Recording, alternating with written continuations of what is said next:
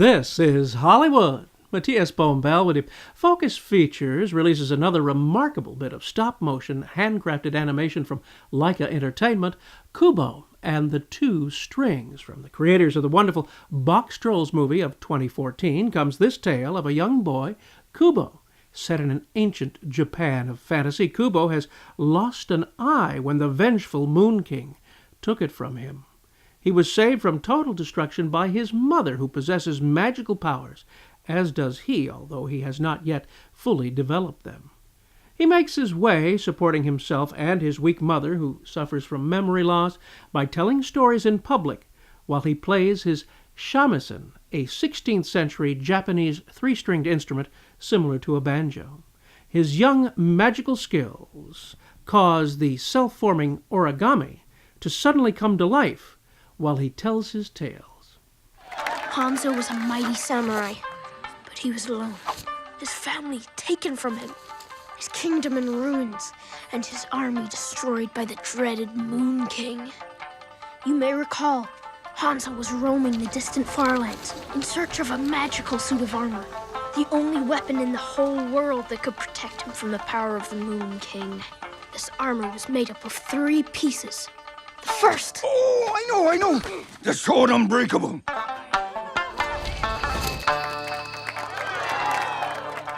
The second... The breastplate... Impenetrable. Impenetrable!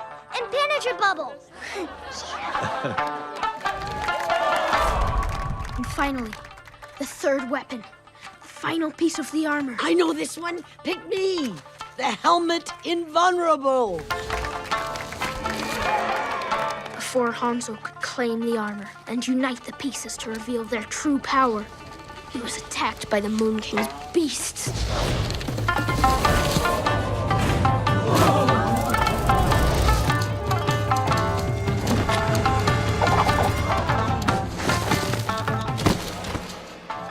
There you have the 3 objects described, which will become part of Kubo's real quest, which will take him through the classic hero's cycle: the sword unbreakable, the breastplate impenetrable, and the helmet invulnerable. Just as in his story, he too will be attacked by the Moon King's beasts in his quest to find all 3 of these real objects. But he'll not be alone. He will be accompanied by Monkey, voiced by Charlize Theron, Beetle, voiced by Matthew McConaughey, and Hansu, a little origami samurai.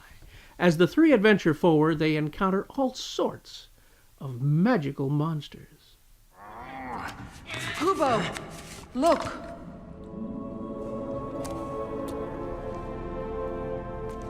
The sword unbreakable. It could be a trap. Allow me. What? It's not a trap if you do it? Stealth is my middle name. You don't even have a first name. Don't worry, I got this.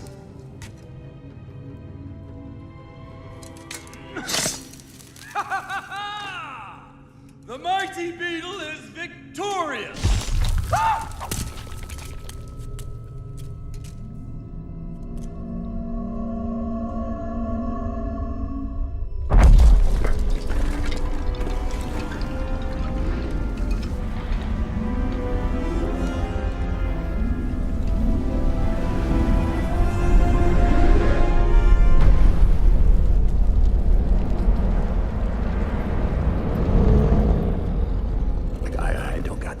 You may see this is visually stunning and filled with very human interactions between the 2 principals. I found it overall beautifully made, a story with mysticism throughout. Even as an adult, I viewed it with wonder.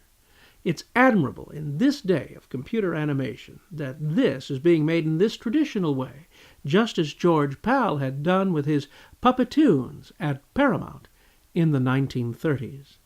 Let's look behind the scenes for just a moment. Here we are on the soundstage of the miniature set created for these figurines to be animated on. Based on the cinematographer's design, the electrician focuses the mini stage lights to create just the right look, exactly in the same way a real movie set would be lit. Every detail is placed in the camera's view by what seem like giants. Here, in a time-lapse, you may see how much work goes into the individual animation of each object. This is a battle between Monkey and Kubo's mother's evil twin sister, who was voiced in the movie by Rooney Mara. The long hours it takes to realize what you finally see is truly the work of masters in this craft. This sets a high watermark of what movies should be for children of all ages. The solid story and good characters make this so enjoyable to watch. It's lovely to hear the voice of Brenda Vaccaro in the movie. She voices a woman of a certain age named Cameo. That's with a K. The Moon King is voiced by the always fantastic Ralph Fiennes. George Takei also has a small voiceover. The sheer artistry of this movie is haunting and beautiful, and it stirs the imagination of those who watch it. I encourage you not to miss it. It's not just for children.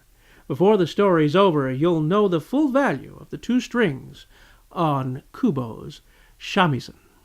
The Motion Picture Association of America has given this a PG rating. This is your pal, Matías Bombal, bidding you a fond farewell.